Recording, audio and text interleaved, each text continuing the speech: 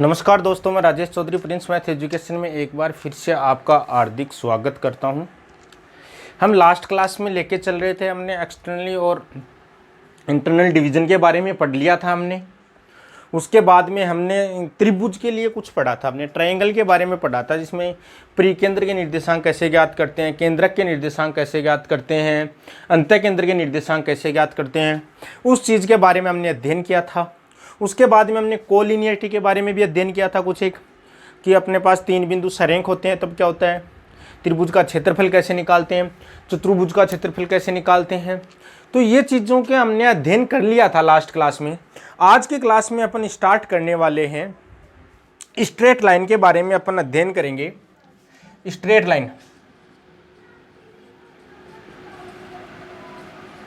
Straight line, सरल रेखा, सरल रेखा के बारे में हमको अध्ययन करना है, जिसमें से बहुत ज़्यादा क्वेश्चन है वो सरल रेखा में से पूछे जाते हैं। चाहे कोई भी एग्जाम हो, हर एग्जाम में सरल रेखा से क्वेश्चन पूछे जाते हैं बहुत ज़्यादा। तो सरल रेखा को बहुत अच्छे से अपन अध्ययन करेंगे। फिर सरल रेखा का यूज है अपने पास, वो अपने पास सर्किल में भी होगा, इलिप्स में भी होगा, और पैराबोला में भी होगा, और हाई पैराबोला में भी होगा। तीनों में सरल रेखा का थोड़ा थोड़ा यूज होता है। तो यहाँ पर अपने को सरल रेखा को अच्छे से समझना है, और आज अपन स्टार्ट कर रहे हैं सरल रेखा। इसको अच्छे से अध्ययन करेंगे और धीरे धीरे अपन इसको कंप्लीट करेंगे, ठीक है। तो सरल रेखा को पढ़ने से पहले, सरल रेखा ज्ञात कैसे होती है उससे पहले मैं आपको बताना चाहूँगा कि सबसे पहले अपन पढ़ते हैं लोकस के बारे में। लोकस के बारे में, लोकस का मतलब क्या होता है, बिंदु पथ। बिंदु पथ, किसी भी लोकस के बारे में अपन अध्ययन करेंगे। लोकस का अध्ययन का मतलब, इसको हिंदी में क्या बोलते हैं, बिंदु पथ। बिंदु पथ का मतलब क्या होता है, कोई भी आपको पॉइंट दिया हुआ है, कोई भी पॉइंट दिया हुआ है, वो किसी भी प्रतिबंध के तहत, किसी भी कंडीशन के तहत, किसी भी रिस्ट्रिक्शन के तहत वो कोई भी अपनी गति करता है या कोई भी हलचल करता है, वो उसका क्या कहलाता है, बिंदु पथ। बिंदु पथ ही होता है आपके पास। सरल रेखा भी क्या है, एक बिंदु पथ है। सरल रेखा भी क्या है, एक बिंदु पथ है। सरल रेखा भी क्या है, एक बिंदु पथ है।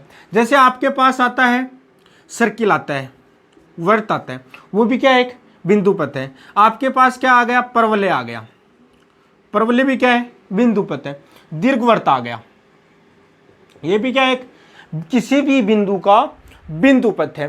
और किसी भी बिंदु का बिंदु पथ का मतलब क्या होता है, कोई भी पॉइंट है, यानी कोई भी मूविंग पॉइंट, मूविंग पॉइंट है, वो आपका किसी भी कंडीशन के तहत वो क्या कर रहा है, किसी भी कंडीशन के तहत वो क्या कर रहा है, गति कर रहा है, यानी मूव कर रहा है, उसको क्या बोलते हैं, उस बिंदु का बिंदु पथ कहा जाता है। चीज समझ गए क्या, यानी किसी भी रिस्ट्रिक्शन के तहत, किसी भी रिस्ट्रिक्शन में, किसी भी प्रतिबंध में वो क्या करता है, गति करता है। जैसे मैं आपको ये बताना चाहूँ, ये यहाँ पर कोई बिंदु है P, ठीक है, ये बिंदु है कोई, जैसे मैंने मान लिया C, इसकी इस बिंदु की यहाँ से दूरी है, यहाँ पर की क्या है, 2 है, 2 यूनिट दूरी है। ये आपको पता है कि C बिंदु की यहाँ पर कोई बिंदु है P, इसकी फिक्स दूरी है क्या, 2 यूनिट है, यानी फिक्स दूरी है। इसका मतलब ये जो दूरी है ये आपकी क्या हो गई, फिक्स्ड हो गई, फिक्स्ड हो गई।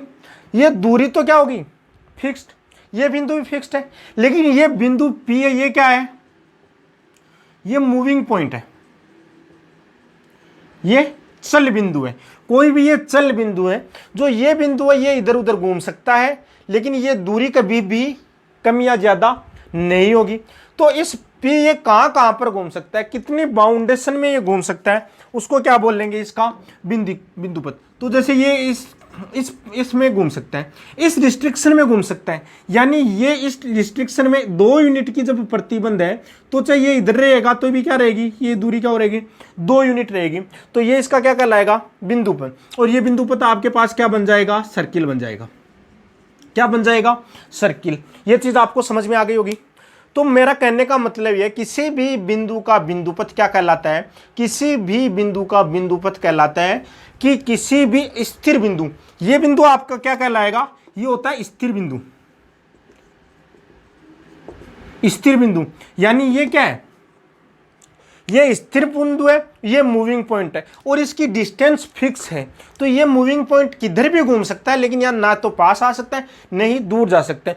तो इसका जो बिंदु पथ क्या कहलाता है, ये क्या कहलाता है, एक लोकस कहलाता है, ये इसका बिंदु पथ कहलाता है। जो भी आकृति बनती है उसको उसका नाम अपन दे देते हैं, उसको उसका नाम दे दिया जाता है। जैसे ये आकृति बनी है, किसकी बनी, सर्किल की। चीज समझ में आ गई क्या? किसी को कोई डाउट है क्या, बोलिए, किसी को कोई डाउट है क्या? तो इस चीज को बोला जाता है लोकस, या फिर वो इस बिंदु का क्या कहलाता है, बिंदु पथ कहलाता है। ये चीज समझ में आ गई क्या? तो ये तो रही लोकस की बात। सबसे पहले अपने को यही देखना था कि लोकस होता है क्या है, बिंदु पथ क्या होता है। बिंदु पथ वह होता है कि किसी स्थिर बिंदु से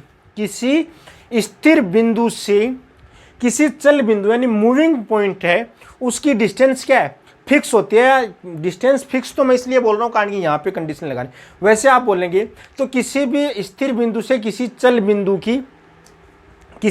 बिंदु से कोई भी चल बिंदु है वह किसी निश्चित प्रतिबंधों से या रिस्ट्रिक्शन से या फिर किसी कंडीशन में क्या करता है, गति करता है या दोलायमान रहता है, उसको क्या बोलते हैं, उसका पथ बनता है, उसको क्या बोलते हैं, उसका बिंदु पथ कहा जाता है। यानी ये बिंदु है, इसका जो भी पथ बनेगा वही क्या कहलाएगा, बिंदु पथ। चीज समझ में आ गई क्या? तो ये सर्किल है, ये दो फिक्स्ड है, ये भी फिक्स्ड पॉइंट है, और ये आपके पास दो डिस्टेंस क्या है, फिक्स है।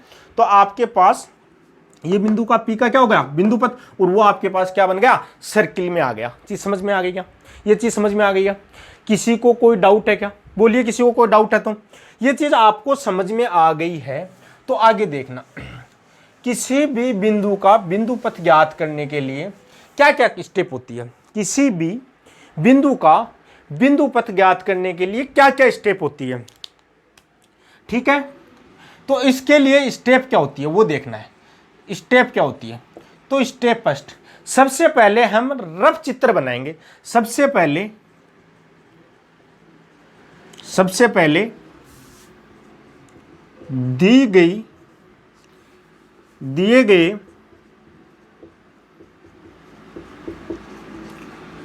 प्रतिबंधों का रफ चित्रण करेंगे। पहला काम क्या है कि सबसे पहले अपने को जो भी कंडीशन दी हुई है उसको क्या करेंगे, अपन रफ चित्रण करेंगे। चीज समझ गए क्या? दूसरी स्टेप आपके पास क्या होती है, स्टेप सेकंड आपके पास आती है कि जो चल बिंदु है, मूविंग पॉइंट है, उसको क्या लेंगे, एच कोमा। तो मूविंग पॉइंट यानी चल बिंदु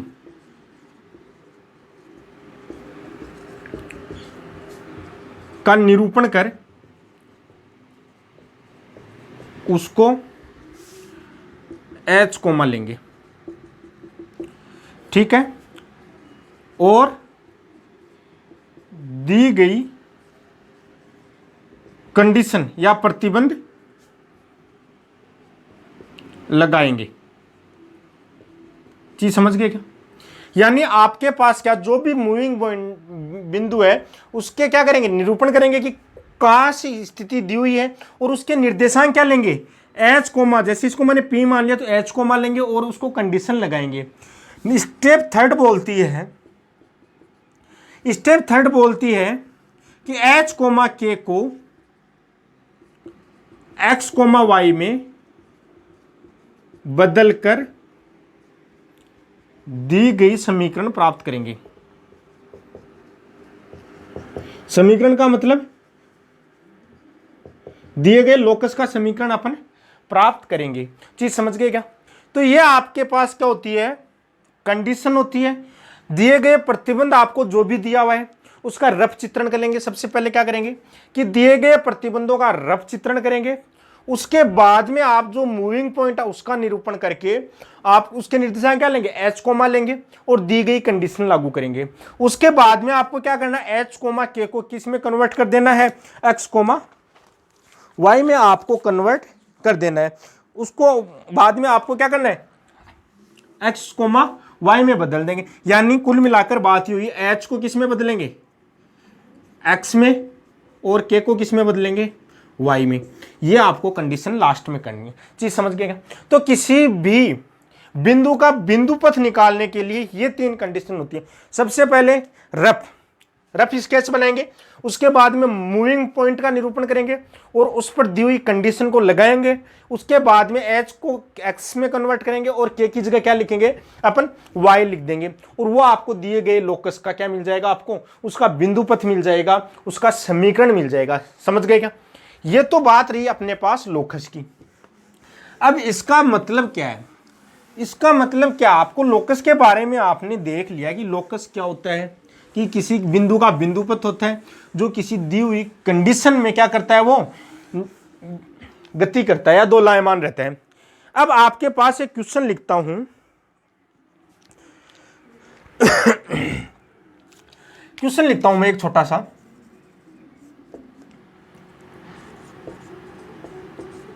उस बिंदु का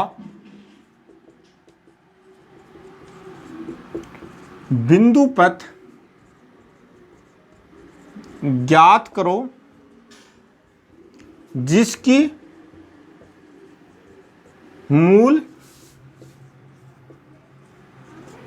बिंदु से दूरी सदैव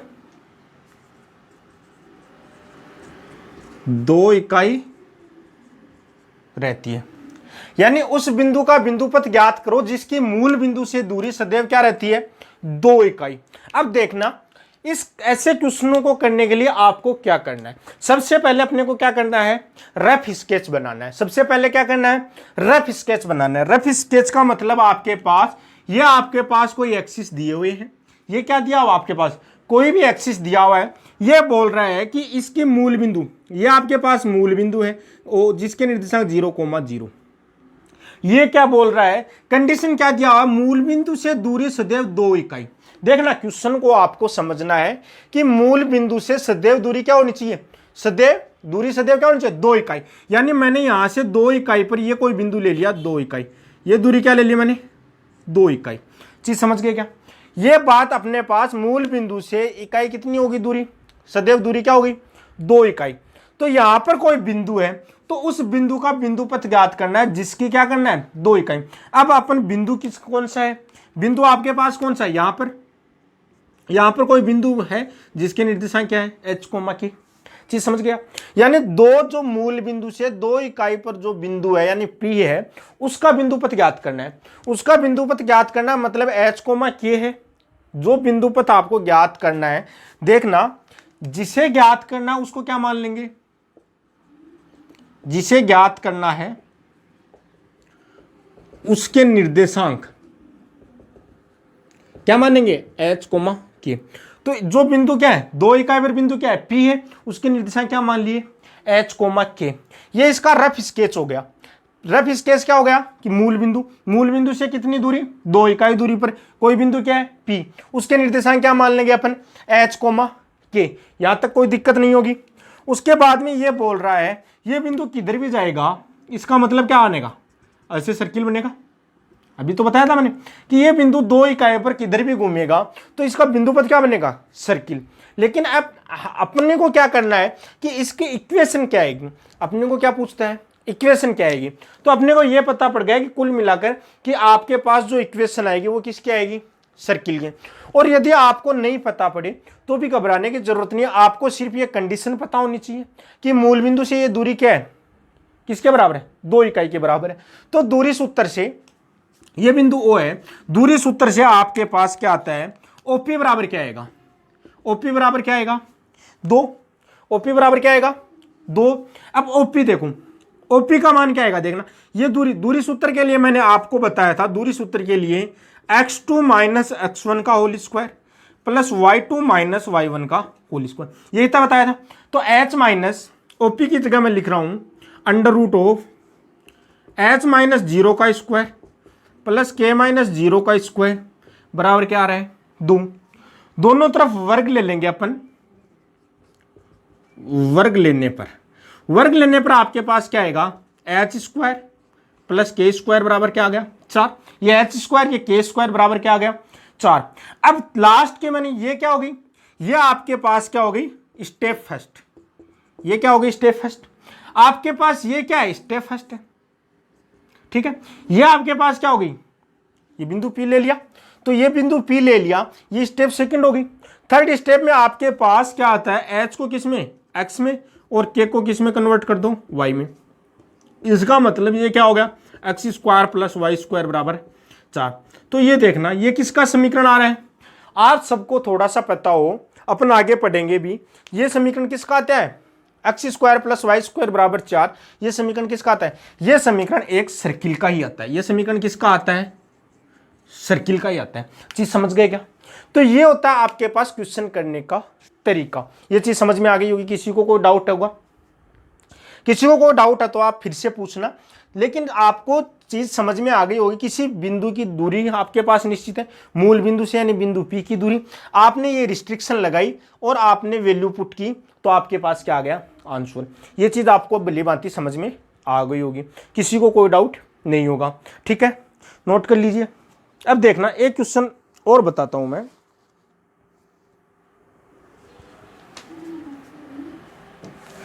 एक क्वेश्चन और लिखाता हूं, बहुत अच्छा क्वेश्चन लिखाऊंगा आपको, उससे समझ में आ जाएगा कि मतलब कहना क्या चाह रहा है। जो भी बिंदु पथ बनेगा उससे आपको कोई मतलब नहीं है, आपको सिर्फ क्या करना है, इक्वेशन ज्ञात करनी है।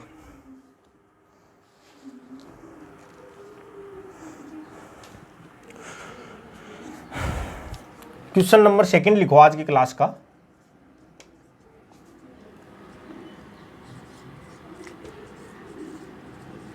उस बिंदु का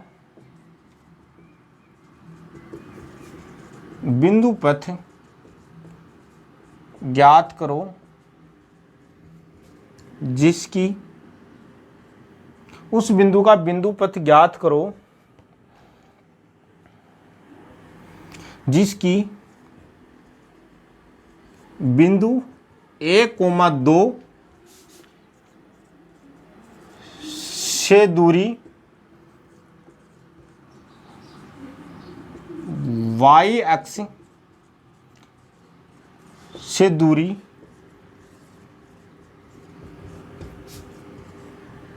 के बराबर। उस बिंदु का बिंदु पथ ज्ञात करो जिसकी बिंदु 1,2 से दूरी है, वो उसकी y एक्सिस से दूरी के बराबर है, उसकी y एक्सिस से दूरी के बराबर है। अपने को यह चीज ज्ञात करना, उस बिंदु का बिंदु पथ ज्ञात करो जिसकी बिंदु 1,2 से जो दूरी है, 1,2 से दूरी वो क्या है, y एक्सिस से दूरी के बराबर है, y एक्सिस से दूरी के बराबर है।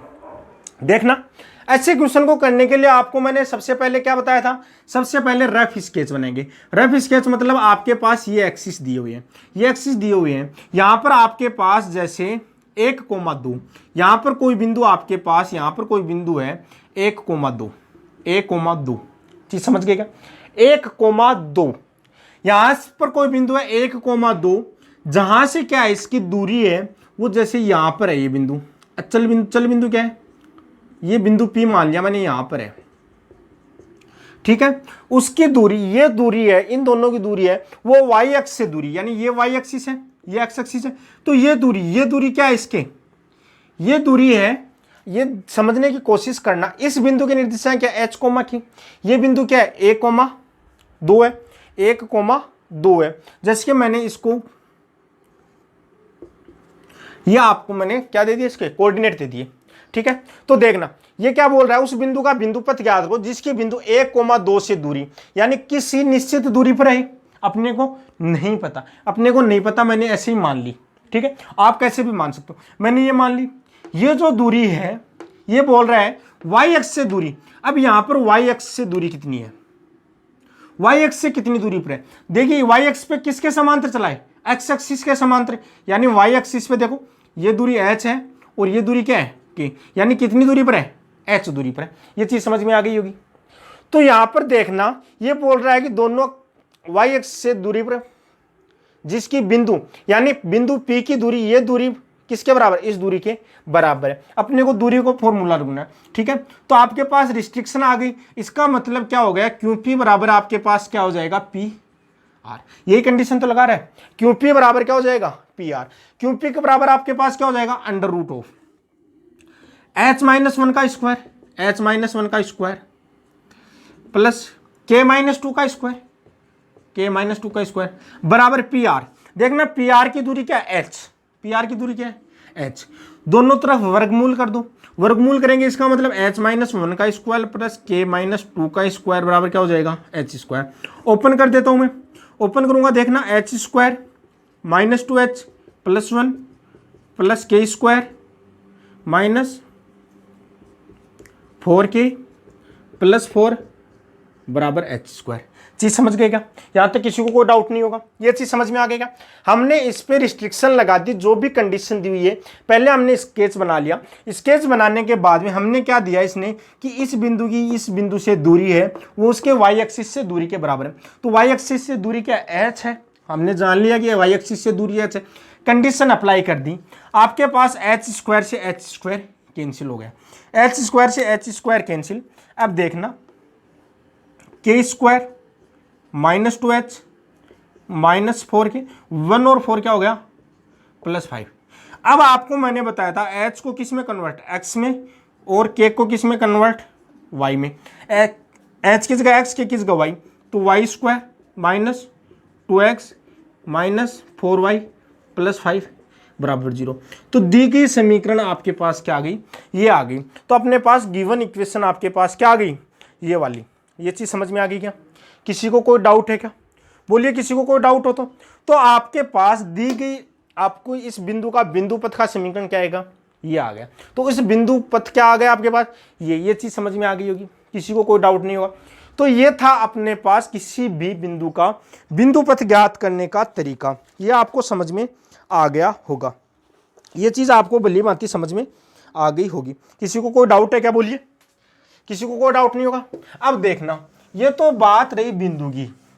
अब अपन छोटी छोटी बातें पढ़ेंगे जिसमें आपको अच्छे से समझना है। उनका क्या होता है कि धीरे धीरे यूज होता है, लेकिन कई बार कंफ्यूज हो जाते हैं, कई बार कंफ्यूज हो जाते हैं। इसका मतलब आपको कंफ्यूज नहीं होना है।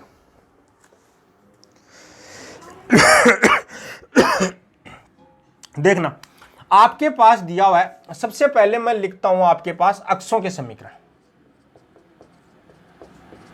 आपको पता होना चाहिए अक्षों का समीकरण कैसे लिखते हैं। देखना पता कैसे होना चाहिए। आपके पास ये दो एक्सिस होते हैं, ये एक्स एक्सिस होता है, ये वाई एक्सिस होता है। इधर वाले को अपन बोल देते हैं एक्स डैश, इधर वाले को बोल देते हैं वाई डैश। ये वाली एक्स वाई एक्सिस है, ये वाली एक्स एक्सिस है। चीज समझ गए क्या? तो सबसे पहले देखना, अपन सबसे पहले अपन बात करते हैं एक्स एक्सिस की। एक्स एक्सिस की, एक्स एक्सिस पे वाई बराबर क्या होता है, एक्स एक्स का समीकरण। सबसे मैं पहले बात करता हूं एक्स एक्स का समीकरण। एक्स एक्स का समीकरण यानी एक्स एक्स पर कोई बिंदु है, इसका मतलब वाई बराबर क्या होगा, 0। मतलब वाई बराबर क्या होगा, 0। याद कर लो, याद हो जाना चाहिए, दिमाग में बैठ जाना चाहिए कि एक्स एक्स के समीकरण की बात करता है, इसका मतलब वाई कोऑर्डिनेट उसका क्या है, 0 है। ये समझ गए क्या? एक्स एक्स पे कोई भी बिंदु होगा उसका वाई कोऑर्डिनेट क्या होगा, 0। ये चीज समझ में आ गई होगी। अब ये दूसरी चीज आपके पास पूछ रहा है कि तो वाई बराबर 0 है, एक्स से ए दूरी पर स्थित, यानी यदि आपको पूछ लिया जाए कि एक्स से ए दूरी पर स्थित, एक्स से ए दूरी पर स्थित किसी रेखा का समीकरण। जैसे आपके पास ये रेखा है, ये कितनी दूरी पर है, ए दूरी पर है, तो इसका समीकरण क्या होगा। ये किस दूरी पर है, एक्स एक्स के समांतर है, लेकिन वाई एक्स से कितनी दूरी पर है, वाई एक्स से कितनी दूरी पर, ए दूरी पर। तो इस रेखा का समीकरण आपके पास क्या हो जाएगा, इसका जो समीकरण है वो क्या हो जाएगा, वाई बराबर ए। क्यों हो जाएगा, क्योंकि ये वाई बराबर क्या है, ए दूरी पर है। चीज समझ गए क्या? वाई बराबर 0 दूरी, यानी वाई क्या आ गई 0, तो वो क्या हो गया एक्स एक्स का समीकरण। तो ये क्या आ गया, एक्स एक्स से ए दूरी पर स्थित रेखा का समीकरण। तो ये क्या होगा, एक्स एक्स से ए दूरी पर स्थित रेखा का समीकरण क्या हो जाएगा, y बराबर ए। ये चीज समझ में आ गई होगी। उसके बाद में देखना, ये आपको याद होना चाहिए। बात करता हूं मैं वाई एक्स से, वाई एक्स ये वाई एक्स भी है, इसका मतलब वाई एक्स का समीकरण की बात करता है, वाई एक्स के समीकरण पर क्या आएगा आपके पास, एक्स क्या आएगा 0, ये इधर आते हुए कहां पर हो जाएगा, ये मूल बिंदु पर 0, तो इसका मतलब इसका समीकरण क्या हो जाएगा आपके पास x बराबर 0। वाई एक्स से a दूरी पर वही कंडीशन, जैसे ये इधर एक a दूरी पर समीकरण क्या हो जाएगा, यानी वाई एक्स से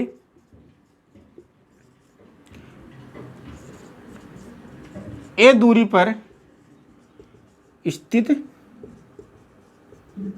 रेखा का समीकरण आपके पास क्या हो जाएगा, x बराबर a। चीज समझ में आ गई क्या। अब देखिए ये चार चीजें थी, छोटी छोटी चीजें थी, इसमें मैं समझाना क्या चाह रहा हूं आपको। देखना, आपको कई बार पूछा जाता है कि दी गई रेखा है वो एक्स एक्सिस को क्या कर रही है, क्रॉस कर रही है। दी गई रेखा एक्स एक्सिस को जैसे क्रॉस कर रही है, यानी एक्स एक्सिस को क्रॉस कर रही है, तो ये रेखा का समीकरण जो भी है, लेकिन यहां पर इस रेखा पर एक्स कोऑर्डिनेट क्या हो जाएगा, कुछ भी हो जाएगा यहां से यहां तक दूरी पर, लेकिन इसका आपके पास एक्स कोऑर्डिनेट कुछ भी है, लेकिन वाई कोऑर्डिनेट 0 होगा। इसका मतलब क्या है कि एक्स एक्स के साथ टच करेगा, इसका मतलब वाई कोऑर्डिनेट क्या हो जाएगा, उसका 0 हो जाएगा। यह चीज आपको समझनी है। यदि बात करता है एक्स एक्स पर कट करती है, इसका मतलब उसका वाई कोऑर्डिनेट वहां पर क्या है, 0 है। तो वही चीज आपके एक्स एक्स का समीकरण का मतलब क्या हो जाएगा, y बराबर 0। उसके बाद में x अक्ष से a दूरी पर स्थित है, यानी x अक्ष से a दूरी पर स्थित है, मतलब y कोऑर्डिनेट क्या आ गया, a। इसका मतलब y बराबर a उस रेखा क्या हो जाएगा, समीकरण हो जाएगा। इसी हिसाब से y x की बात करते हैं, y x की बात करते हैं तो उसका समीकरण क्या हो जाएगा, x बराबर 0। और y x से a दूरी पर स्थित रेखा का समीकरण क्या हो जाएगा, x बराबर a। मतलब आपके पास x अक्ष की बात करता है तो क्या होगा y, और y x की बात करता है तो क्या होगा x। ये चीज समझ में आ गई है। ये चीज छोटी सी थी, लेकिन क्वेश्चन में बहुत जगह डायरेक्ट अप्लाई होती है, तो उसमें दिक्कत हो जाती है। चीज समझ गए क्या, किसी को कोई डाउट नहीं होगा इसमें। तो इस चीज के बारे में आपको पता होना चाहिए। उसके बाद में देखना, ये तो बात हुई अपने पास ये। अब उसके बाद में एक्सों के बाद में देखना, अक्षों के समीकरण के बाद में आपके पास आता है जो मेन जो पॉइंट है, वो आता है रेखा का ढाल। रेखा का ढाल बोले तो स्लोप, यानी रेखा का ढाल, स्लोप ऑफ ए लाइन। ठीक है, तो रेखा के ढाल की बात करते हैं। तो रेखा का ढाल कैसे ज्ञात करें अपन, रेखा का ढाल अपन किस हिसाब से ज्ञात करें, ठीक है, ये चीज अपने को ज्ञात करनी है। तो देखना, रेखा के ढाल के लिए अपने पास या आपके पास एक्सिस है, ये एक्स एक्सिस है, ये वाई एक्सिस है। आपके पास ये कोई रेखा है, आपके पास क्या है, ये कोई रेखा है। तो इसके एक्स एक्स के धनात्मक एक्स के साथ बनाया गया कोण थीटा, थीटा है, उसका आप टेंजेंट टेन लेंगे तो वो आपका क्या कहलाएगा, एक्स एक्स का ढाल, जिसको एम से रिप्रेजेंट करते हैं, एम से रिप्रेजेंट करते हैं, एम बराबर क्या हो जाएगा, टेन थीटा। तो आपके पास देखना, किसी भी रेखा का एक्स एक्स की धनात्मक दिशा के साथ बनाया गया कोण क्या कहलाता है, उस रेखा का क्या कहलाता है, कोण कहलाता है। क्या बोले तो उसका स्लोप कहलाता है, यानी उसका ढाल कहलाता है। तो वो आपके पास क्या हो जाएगी, स्पर्श रेखा का ढाल, यानी उसकी धनात्मक दिशा के साथ बनाया गया एंगल का जो अपन टेन लेंगे वो उसका क्या कहलाता है, ढाल कहलाता है, स्लोप कहलाता है। ये चीज समझ में आ गई क्या, किसी को कोई डाउट है क्या। तो ये चीज तो आ गई अपने पास रेखा का ढाल। अब अपन देखते हैं कि किसी भी रेखा का ढाल आपके पास किसी भी रेखा का एक्स अक्ष के साथ, एक्स अक्ष है इसके साथ बनाया गया धनात्मक दिशा के साथ बनाया गया कोण आपके पास क्या कहलाता है, उस रेखा का ढाल कहलाता है। चीज समझ में आ गई क्या। तो उसके बाद में देखना, यदि आपके पास थीटा, थीटा का मान यदि आपके पास न्यून कोण है, न्यून कोण है, तो आपके पास ढाल क्या आएगा, पॉजिटिव। तो आपके पास ढाल क्या आएगा, पॉजिटिव। यदि थीटा का मान क्या है, अधिक कोण है,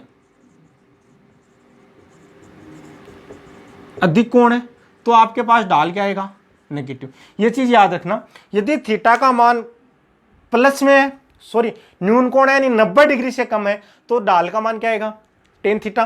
क्योंकि देखना टेन का 0 से 90 तक मान क्या होता है, पॉजिटिव होता है, और उसके बाद में क्या हो जाएगा, नेगेटिव हो जाएगा। अधिक कोण में क्या हो जाएगा, नेगेटिव हो जाएगा। बस वही काम करता है यहाँ पर। चीज समझ गए क्या? ये चीज आपको भली भांति समझ में आ गई होगी। तो ये चीज आपको थोड़ी सी ज्ञात करनी थी। उसके बाद में देखना, इस चीज के बाद में आपके पास m बराबर टेन थीटा, इतना तो आपको पता पड़ गया। m बराबर टेन थीटा, ये चीज तो आपको प्रवणता, ये इसका ढाल हो गया, जिसको आपको बोलते हैं प्रवणता भी बोलते हैं, जिसको क्या बोलते हैं, प्रवणता भी बोलते हैं। एक रेखा की प्रवणता, जिसको m से रिप्रेजेंट करते हैं। चीज समझ में आ गई होगी।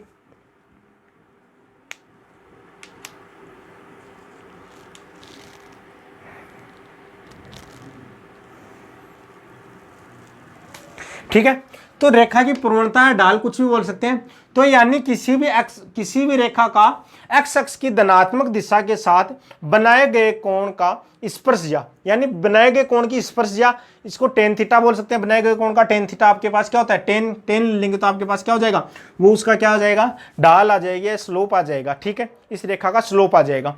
अब इसको आपको किन्हीं दो बिंदुओं के ऊपर ज्ञात करना है, यानी किसी दो बिंदुओं के रूप में। तो देखना, एक बिंदु आपने यहां पर ले लिया, एक बिंदु यहां पर लिया आपने ए, x1, y1। दूसरा बिंदु आपने यहां पर लिया बी, x2, y2। तो देखना, ये मैंने मिला दिया इधर, यहां तक किसी को कोई डाउट है क्या? अब देखना, आपके पास क्या दिया हुआ, ये एक ट्राइंगल बनता है, ये कोण आपके पास थीटा, ढाल का मतलब अपन ये याद करते हैं, इसका मतलब ये थीटा, तो ये भी क्या होगा, थीटा। ये दोनों आपस में समांतर है, इसका मतलब ये इस किसी रेखा पर समांतर रेखाओं से बना हुआ कोण, तिर्यक कोण है, ये आपस में क्या होते हैं, समान होते हैं। अब देखना, ये दूरी क्या है, x1, ये दूरी पूरी क्या है, x2। तो ये दूरी आपके पास क्या हो जाएगी, x2 माइनस x1। इसी हिसाब से देखना, ये दूरी क्या है, ये दूरी y1, इसका मतलब ये दूरी भी क्या होगी, y1। ये दूरी क्या है, पूरी y2, ये तो ये दूरी आपके पास क्या हो जाएगी, y2 माइनस y1। यहां तक किसी को कोई डाउट है क्या? आपको पता है कि ढाल बराबर क्या होता है, m बराबर क्या होता है, टेन थीटा। m बराबर क्या होता है, आपको मैंने बताया कि m बराबर क्या होता है, टेन थीटा। अब यहां पर देखना, यहां पर इसका टेन थीटा निकालेंगे, टेन थीटा, टेन थीटा बराबर आपके पास क्या होता है, लंब बटे आधार। ठीक है, लंब यहां पर देखना, यहां पर आपके पास ये थीटा, तो ये क्या होगा, लंब, ये क्या होगा, आधार। इसका मतलब m बराबर टेन थीटा बराबर आपके पास क्या हो जाएगा, y2 minus y1 upon x2 minus x1। चीज समझ में आ गई क्या? किसी को कोई डाउट है क्या? तो इस हिसाब से आपके पास, इसका मतलब किसी भी दिए गए दो बिंदुओं से किसी रेखा का ढाल ज्ञात करते हैं, तो वो कैसे ज्ञात करते हैं, यानी दिए गए दो बिंदुओं से किसी रेखा का ढाल, दिए गए दो बिंदु, यानी बिंदु ए दे दिया जैसे x1, y1, और बिंदु बी दे दिया x2, y2, छह रेखा का ढाल, छह रेखा का ढाल या प्रवणता आपके पास क्या हो जाएगा, m बराबर आ जाएगा y2 minus y1 upon x2 minus x1। ये चीज समझ में आ गई क्या, x2 माइनस x1।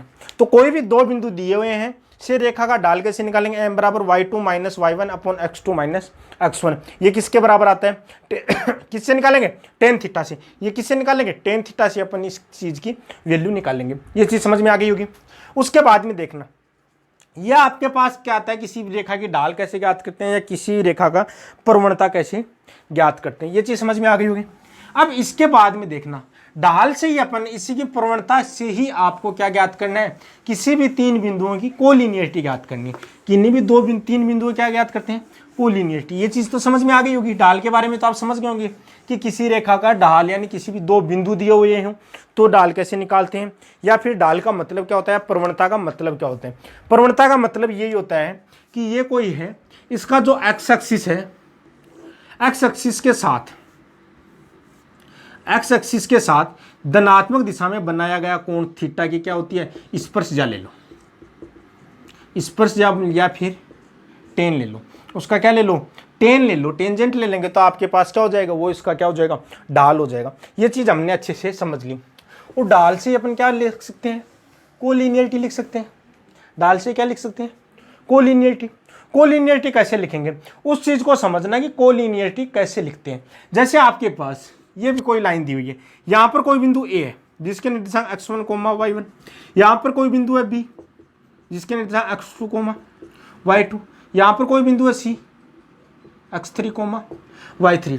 तो ये तीनों बिंदु सरेख होंगे या नहीं होंगे, कोलिनियरिटी के बारे में कि ए बी सी तीनों सरेख है। बिंदु ए, बी, सी यदि सरेख है तो सरेख है, तब देखना इन दोनों बिंदुओं का जो ढाल है, इन दोनों बिंदुओं का जो आपके पास प्रवणता आएगी वो इन दोनों बिंदुओं यानी ए और सी की प्रवणता के बराबर होगी।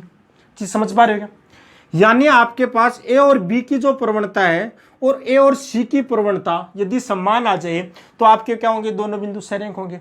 या फिर आप कह दो कि ए और बी की जो प्रवणता है वो बी और सी की प्रवणता के समान आ जाए तो बिंदु क्या होंगे, आपस में सरेख होंगे। ये चीज समझ में आ गई क्या, मतलब ये बिंदु सरेख होगी यानी प्रवणता को एम से हम रिप्रेजेंट करते हैं, यानी एम ऑफ ए बी वो किसके बराबर होगा, एम ऑफ बी सी। यदि इन दोनों बिंदुओं की प्रवणता समान होती है इसका मतलब ये बिंदुआं क्या होंगे, सरेख। यदि ये दोनों बिंदु सरेख हैं तो ये नहीं लिख लो तो आप इसके आगे ये भी लिख सकते हो, एम ऑफ ए सी।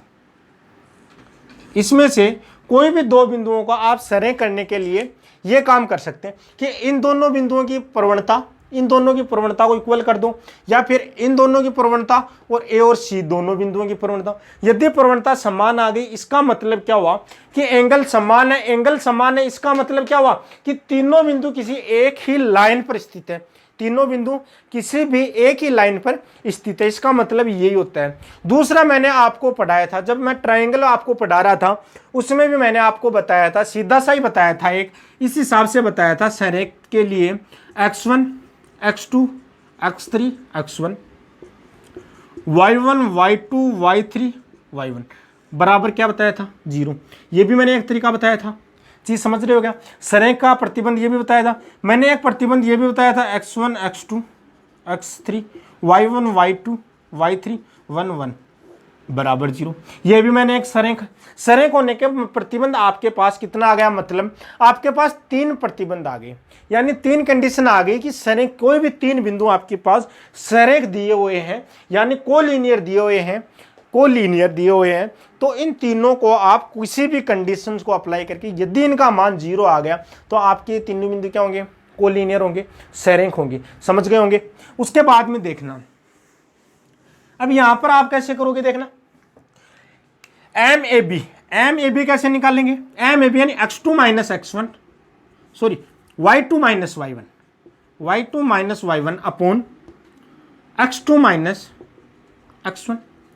ये किसके बराबर होगा, BC के बराबर ले लेता हूं मैं, तो y3 माइनस y2 अपॉन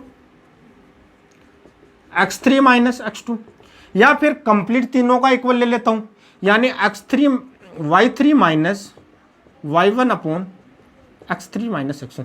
इनमें से कोई भी आप कंडीशन अप्लाई करके आप क्या निकाल सकते हो, इसके सरेखता का प्रतिबंध निकाल सकते हैं। यदि कोई भी दो इक्वल है इसका मतलब ये तीनों बिंदु क्या है, सरेख है। चीज समझ गए होंगे। ये थोड़ी सी सिंपल सा आपके पास क्या था, एक कॉन्सेप्ट था कि कोई भी तीनों बिंदु सरेख हो तो प्रवणता से उसको कैसे सिद्ध करें कि तीनों बिंदु सरेख है। क्योंकि कोई भी रेखा है, ये रेखा है, यहाँ पर जैसे ये बिंदु है, यहाँ पर ये 2 बिंदु है, ये जितना कोण बना रहे हैं इसका मतलब जो तीसरा कोण है वो भी क्या बनेगा, इतना ही बनेगा, एंगल में कोई चेंज नहीं आएगा। ये चीज समझ गए होंगे। किसी को कोई डाउट है क्या, बोलिए, किसी को कोई डाउट नहीं होगा, ठीक है। तो अब देखिए, अब अपन इस पे डिपेंड 1-2 क्वेश्चन करते हैं।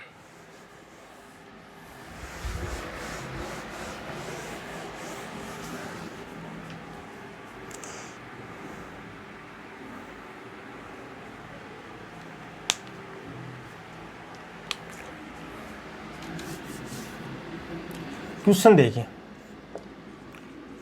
यदि बिंदु x, 2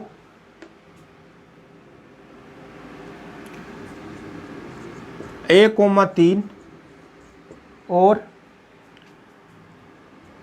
-2, 4 संरेख है, इंग्लिश वाले वो लिख लो कोलिनियर, कोलिनियर है, तो x का मान ज्ञात करो। देखना आपके पास 3 बिंदु दिए हुए हैं, 3 बिंदु, क्योंकि कोलिनियरिटी हमेशा कम से कम 3 बिंदु होने चाहिए, ज़्यादा से ज़्यादा 4 या 5 बिंदु उस पर भी चेक कर सकते हैं, लेकिन कम से कम कितने बिंदु होने चाहिए आपके पास? 3 बिंदु होने चाहिए। 3 बिंदु क्या है? कोलिनियर है। तो आपके पास क्या दिया हुआ है? x का मान ज्ञात करना है। तो जैसे मैंने मान लिया ये कोई 3 बिंदु है, यहाँ पे ये बिंदु a ले लिया जैसे x, 2, दूसरा मैंने बिंदु ले लिया b 1, 3 और तीसरा ये बिंदु ले लिया मैंने -2, 4, ये कोई भी बिंदु ले लिया मैंने 3। तो कोलिनियरिटी के लिए आपके पास क्या होता है, यानी MAB बराबर आपके पास क्या हो जाएगा? MBC, यानी इन 2 बिंदुओं का जो प्रवणता है वो इन दोनों बिंदुओं की प्रवणता के बराबर होगी। तो देखना अब आपके पास MAB y2 - y1, तो देखना 3 - 2 बट्टे 1 - x, 3 - 2 बट्टे 1 - x, ये किसके बराबर होगा? 4 - 3 बट्टे -2 -1, -1 चीज समझ गए क्या? अब इसको हल करना है, बस कोलिनियरिटी की यही प्रॉपर्टी लगानी है कि इन दोनों बिंदुओं का ढाल इन दोनों बिंदुओं के ढाल क्या होने चाहिए? बराबर होने चाहिए। तो बराबर हमने कर दिए, तो ये कितना आया ऊपर? 1/1 - x बराबर ये कितना आया ऊपर? 1 नीचे क्या आ गया? -3। मल्टीप्लाई कर देते हैं, वज्र गुणन जिसको आप बोलते हो, -3 बराबर 1 - x, x को इधर ले जाए 3 को उधर ले जाए तो x की वैल्यू क्या आ गई? 4। इसका मतलब आपके पास x का मान क्या आ गया? x का मान आपके पास क्या आ गया? इस x का मान क्या आ गया आपके पास? 4 आ गया। तो ये बिंदु यदि x का मान यहाँ पर 4 होगा तो ये तीनों बिंदु क्या होंगे? कोलिनियर होंगे। ये चीज समझ गए होंगे। अब कई स्टूडेंट के क्या होता है कि डाउट होता है कि सर हम तो इस हिसाब से नहीं करेंगे, कोलिनियरिटी का मैंने एक दूसरा मेथड भी बताया था, तो ये तो मेथड है ही आपके पास, जो सबसे सिंपल मेथड मानता हूं मैं इसको कोलिनियरिटी चेक करने के लिए। लेकिन आपके पास 2 मेथड और दिए थे, मैंने एक मेथड और बताया था जिसका मैं ज्यादा यूज करता हूं। मेथड क्या था आपके पास?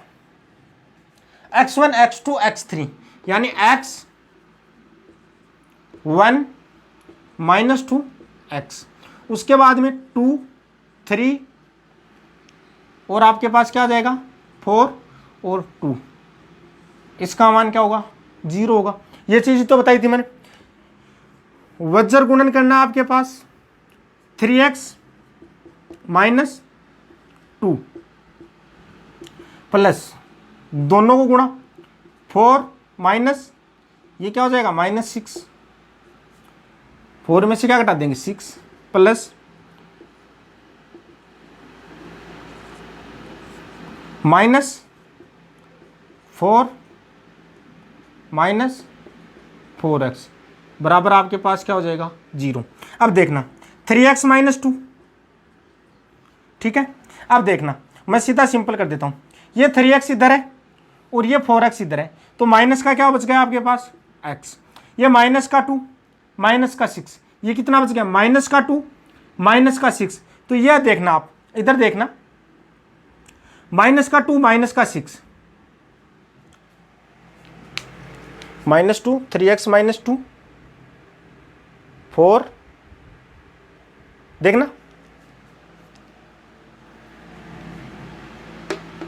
माइनस का 6 है ना, -6, देखना ये छोटी सी गलती कर दी मैंने, -6, तो ये क्या हो जाएगा? प्लस। तो देखना मैं पूरा ही लिख देता हूँ, 3x - 2 प्लस 4 प्लस 6 -4 4x बराबर 0। अब देखना 3x 4x, तो ये तो माइनस का x, ये देखना ये 6 और 4 10, 10 में से कितने गए? 6 गए, 6 माइनस के, इसका मतलब प्लस का 4 बराबर 0। तो x के वैल्यू क्या आ गई? 4। तो देखना इससे भी आंसर आपके पास क्या आएगा, x बराबर 4 ही आएगा। तो आप कोई सा भी मेथड यूज करें, ये वाला मेथड यूज करें या फिर जो डाल वाला है, आपको मैंने प्रवणता वाला मेथड बताया वो यूज करें, दोनों में कोलिनियरिटी का आंसर आपके पास क्या आएगा, सेम ही आएगा। ये चीज आप भली बात समझ गए होंगे। किसी को कोई डाउट है क्या, समझ में आ गया होगा। तो ये आपके पास थे सिंपल कोलिनियरिटी के लिए आपके पास क्या थे, मैंने कोलिनियरिटी के बारे में बताया और किसी रेखा का आपको स्लोप के बारे में बताया, डाल के बारे में बताया, प्रवणता के बारे में बताया। ठीक है, डाल, प्रवणता, स्लोप, इनके बारे में मैंने आपको आज की क्लास में अध्ययन करवाया है। लोकस का अपन कैसे ज्ञात करते हैं, किसी भी बिंदु का बिंदु पथ कैसे ज्ञात करते हैं, उस चीज के बारे में आज की क्लास में हमने अध्ययन किया है। और अपना जो मेन जो चैप्टर है, मेन चैप्टर कौन सा है आपका, स्ट्रेट लाइन। स्ट्रेट लाइन जो मेन स्ट्रेट लाइन है, और ये तो उसका बेसिक था जो छोटा सा आपको जानना जरूरी था। जो मेन स्ट्रेट लाइन का जो अपना चैप्टर है उसको कम करेंगे हम कल की क्लास में स्टार्ट करेंगे। आज के लिए अपन इतना ही। इसमें से आपको कोलिनियरिटी में से बहुत ज़्यादा क्वेश्चन आपको देखने के लिए मिलते हैं। बिंदु पथ ज्ञात करना, आपको किसी भी बिंदु पथ में से क्वेश्चन आपको देखने के मिलते हैं। दोनों टॉपिक इंपॉर्टेंट है। आपको किसी भी दो बिंदुओं का अपन स्लोप कैसे ज्ञात करते हैं, प्रवणता कैसे ज्ञात करते हैं, वो चीज़ आपको तीनों ही टॉपिक आपके क्या है, इंपॉर्टेंट है, जिसका आगामी कक्षाओं में जैसे जैसे अपन आगे बढ़ते जाएंगे उसमें उसका क्या करेंगे, अध्ययन करेंगे। तो हर चीज़ आपने जो आज पढ़ा है बहुत ही इंपॉर्टेंट है और बेसिक पढ़ना जरूरी था, इसलिए मैंने डायरेक्ट स्ट्रेट लाइन स्टार्ट नहीं की। चीज़ समझ गए होंगे। तो आज के लिए अपन इतना ही करेंगे। यदि कोई मेरे इस चैनल पे, यूट्यूब चैनल पे नया है और वो पहली बार आया है, यहाँ पर पहली बार विजिट कर रहा है चैनल पर, तो वो यदि सब्सक्राइब नहीं किया तो पहले चैनल को सब्सक्राइब कर ले, ताकि आपको आगामी जो भी क्लास अपलोड की जाएगी वो उसका नोटिफिकेशन आपको मिल जाएगा। और ज़्यादा से ज़्यादा शेयर कीजिए ताकि हर स्टूडेंट के पास ये वीडियो पहुँच सके। आज के लिए इतना ही, धन्यवाद।